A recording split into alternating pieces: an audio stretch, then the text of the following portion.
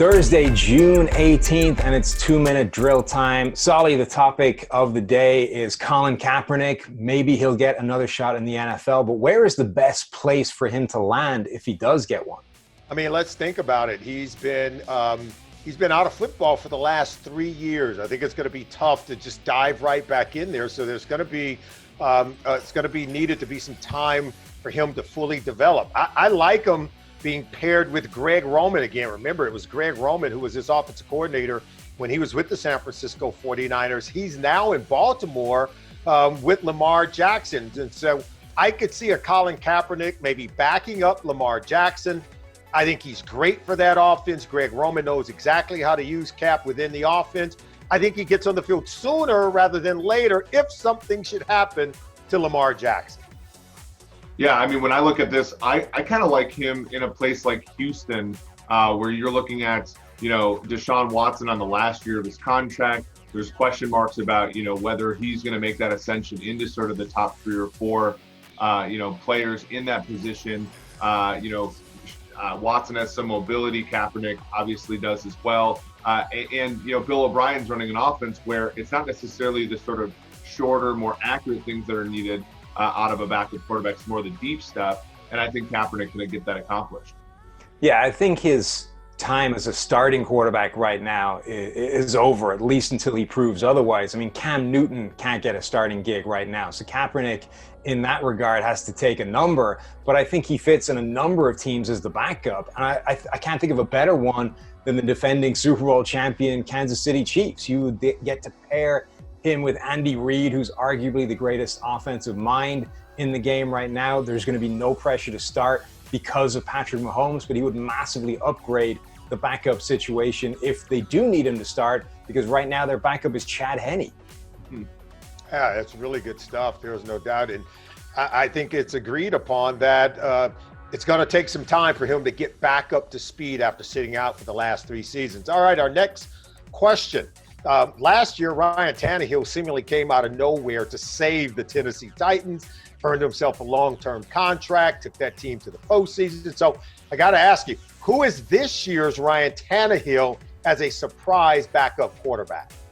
I mean, I think we have to go back to the same sort of pedigree that Tannehill had, which is sort of a top 10 pick, had his moments, was ascending, and then hit a bump in the road. Now with Marcus Mariota in Las Vegas, he hit the bump in the road the last couple years with injuries, but prior to that, I mean, he shepherded 3 straight 9-7 seasons, won a playoff game in Kansas City, and not a great quarterback by any stretch of the imagination, but as somebody that if John Gruden and him mesh, he could be an ample replacement for a Derek Carr, who's in a similar position to where Mariota was last year, right for the picking for Tannehill. Yeah, I considered that one. I don't see that many options, but I guess that's kind of the point. Nobody saw Ryan Tannehill coming either. I think the one that I could see happening is Andy Dalton in Dallas. Whether it's Dak Prescott going down or whether it's somehow they don't manage to get this contract thing worked out, the situation in Dallas now is so good with that receiving core of Amari Cooper, CeeDee Lamb coming on board, Michael Gallup, who probably won't drop the number of passes he dropped a year ago. The offensive line is still good. Zeke Elliott is still there. New head coach Mike McCarthy should upgrade the scheme.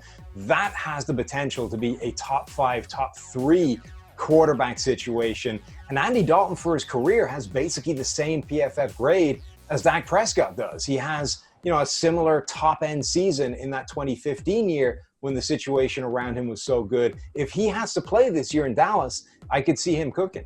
Yeah, I agree. I think both guys, Marcus Mariota as well as Andy Dalton, if pressed into action, I could see both of those quarterbacks doing pretty good and kind of coming in and saving the day.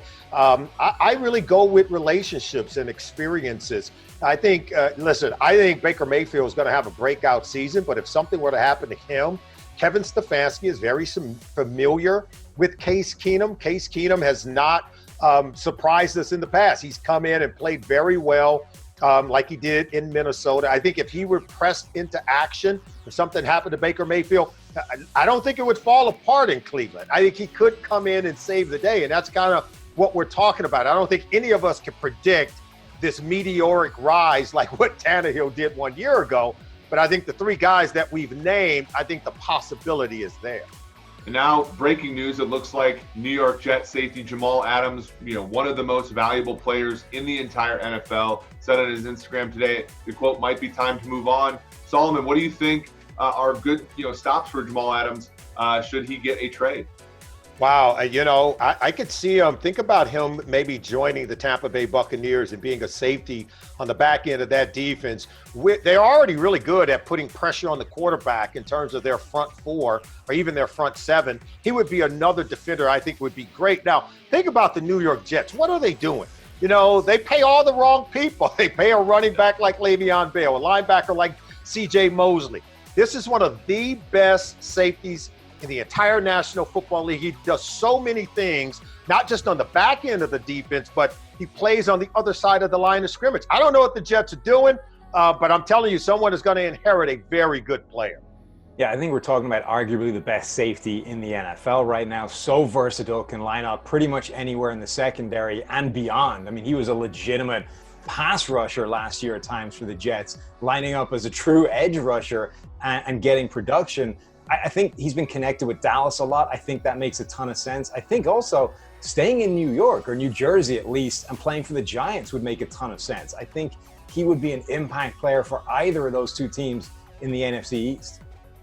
Yeah, it's really interesting safety market, right? Justin Simmons, Anthony Harris, both on the franchise tag. Guys have snuck up on people from nowhere, whereas Jamal Adams is a top pick who has played every bit the part. But Greg Williams and company view him as expendable. He'd be a huge loss for the Jets. They were a top 10 defense a season ago. We don't really think of him that way. But if he were to leave, you wonder what the knockdown effects would be for that team.